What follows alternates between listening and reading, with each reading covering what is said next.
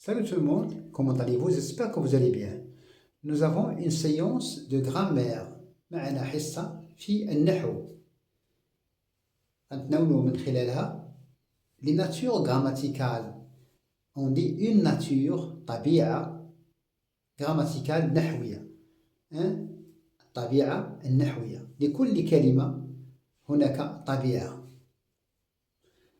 La nature n'est pas la fonction. La fonction en arabe on dit الوظيفة. مثلا عندنا le je parle, la nature grammaticale c'est un pronom personnel et la fonction c'est un sujet. Donc aujourd'hui on va s'intéresser uniquement aux déterminants ou bien aux articles. Les articles, il y a plusieurs types d'articles.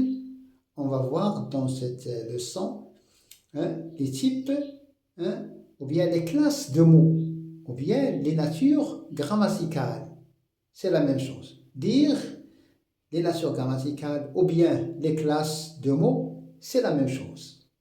Alors, pour chaque nature, on va donner un exemple. Bien.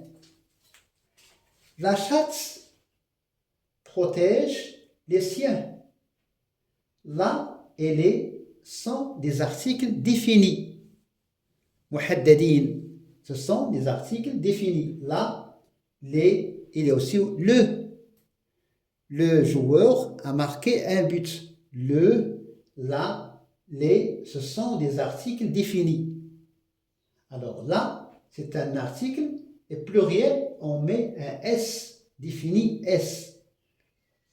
Alors, la chatte protège les siens. Voyons. Après l'article défini, nous avons un nom, chatte. Les siens, c'est ici, c'est possessif. Alors, il y a un autre joueur qu'on appelle le gardien. C'est un article indéfini, parce qu'on ne sait pas. On ne sait pas quel joueur on parle. Donc, on met là l'article défini quand on sait de qui on parle. Mu'arraf. Et quand on met un ou bien une ou bien des, ça s'appelle un article indéfini.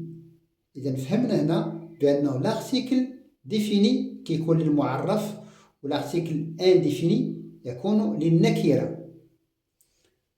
Toujours l'article ou bien le déterminant se trouve devant un nom, يعني أمام اسم وليس أمام فعل وإلا سنسميه un pronom. Troisième exemple. Achète du lait, de la farine et 6 œufs. Nous avons ici du, c'est un article partitif. De là, c'est un article partitif. Et donc, du, à l'origine, c'est de plus le. On ne peut pas dire achète de le lait. On a inséré l'une dans l'autre. Achète du lait, de la farine et 6 œufs. Du, ici, c'est un article partitif, comme de là, c'est un article partitif. Quatrième exemple.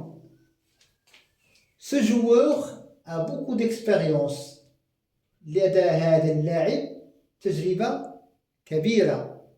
Ce est placé devant un nom ou bien un substantif. Alors, ce, c'est un déterminant démonstratif, ism ishara. C'est un déterminant démonstratif ou bien un article démonstratif. Il vient devant un nom et le joueur. On trouve aussi cette machine est sophistiquée. Cette joueuse a beaucoup d'expérience aussi. Alors, ce sont des articles ou bien des déterminants possessifs, ou plutôt démonstratifs. Cinquième exemple. J'ai perdu mon stylo. Mon est situé avant le nom, le stylo. Et donc le stylo, c'est un nom commun masculin. J'ai perdu mon stylo. Alors mon, c'est un déterminant possessif. الملكية. On peut trouver aussi j'ai perdu ma bicyclette. J'ai perdu mon cartable.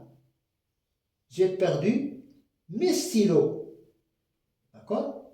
Tu as perdu tes stylos. Nous avons perdu nos t-shirts.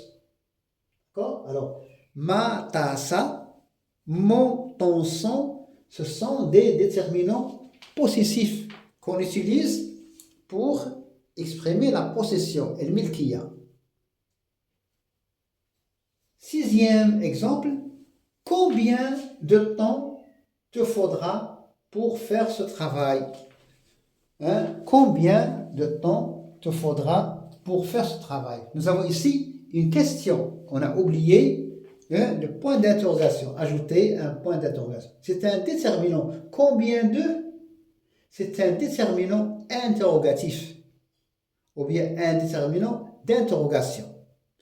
C'est un article interrogatif ou bien un déterminant interrogatif. Combien de temps te faudra? كم من الوقت يكفيك لإتمام هذا العمل? Donc il faut ajouter un point d'interrogation. On peut aussi trouver quelle heure est-il? Quel, c'est un déterminant interrogatif. Quel âge as-tu? C'est un déterminant interrogatif. Où vas-tu? C'est un déterminant interrogatif. D'accord? Alors, combien, quel au masculin avec un seul L ou bien quel au féminin, ce sont des déterminants interrogatifs. Tous les déterminants, où sont, ici, on peut parler, lorsque nous avons un nom après un mot, on appelle ça soit un article, soit un déterminant. Tous les mots qui viennent après les articles sont des noms. Chat, joueur, lait, farine, joueur, stylo, le temps, jardin, minute. Tous ces mots sont des noms. Et donc, les mots qui viennent avant les noms, on les appelle des déterminants ou bien des articles. N'oubliez pas que la nature, at-tabi'a an-nahwiyya, n'est pas la fonction grammaticale. N'est pas la fonction. La fonction, c'est une chose. La nature, c'est une autre chose. Alors, quel magnifique jardin.